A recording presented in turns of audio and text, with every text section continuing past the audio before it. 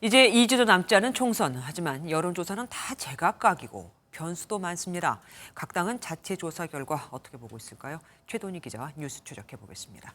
어서 오십시오. 먼저 현재 각 당이 보는 판세부터 좀 전해주세요. 전체 판세를 기준으로 여당은 다소 열세, 야당은 우세라 보는 시각이 많습니다. 네. 이해하시기 쉽게 수치로 보겠습니다. 국민의힘은 80석 이상, 더불어민주당은 110석 정도가 우세하다고 보고 있습니다. 판세는 그런데 해석도 좀 있어야 될 것 같아요. 지난 총선 결과로 설명해 드리겠습니다. 아, 네. 우선 여당은 역대 최악의 패배로 기록됐던 지난 총선 때와 별반 차이가 없습니다. 네. 그만큼 상황이 좋지 않다는 방증인데 반대로 이제는 올라갈 일만 남았다고 기대하고 있습니다. 지난주에 거의 좀 최저치를 좀 찍었다. 이렇게 생각하고 이번 주부터는 좀 반등하지 않겠느냐 이렇게 좀 예상을. 반면 민주당은 최근 지지율 상승세에 비해서도 상당히 낮게 예측했다는 평가가 많습니다.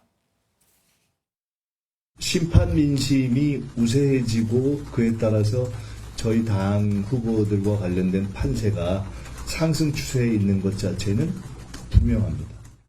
아무래도 지지층 결집 차원으로 분석됩니다. 그러니까 나머지 구역은 결국 경합적이라는 거잖아요. 어디입니까? 수치상으로는 한 60석 정도가 되는데요. 이들 지역구 대부분이 한강과 반도체, 낙동강이라 불리는 주요 3대 벨트에 몰려 있습니다. 40석 정도가 걸려 있습니다, 여기. 근데 왜 이렇게 여기를 중요하게 여기는 거죠? 의석수만 보면 그렇게 많은 부분을 차지 그러니까요. 않는데요. 예. 통상 영남은 국민의힘, 호남은 민주당 텃밭이라고 하면 의석수 등을 고려할 때 결국 이곳에서 승부가 갈릴 수밖에 없습니다.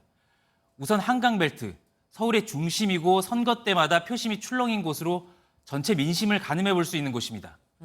다음으로 반도체 벨트는 의석수가 경기도 전체 의석수의 3분의 1이 넘습니다. 또 경기 남부 전역에 걸쳐 있고 생활권이 겹쳐서 인접지역 파급 효과를 노려볼 수 있습니다. 마지막으로 낙동강 벨트.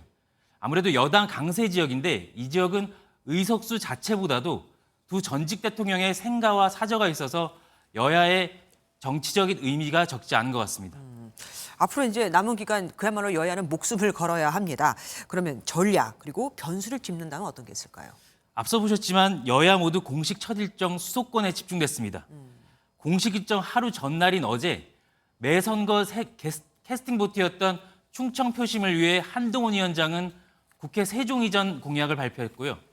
이재명 위원장은 하루 종일 충청 유세에 화력을 집중했습니다.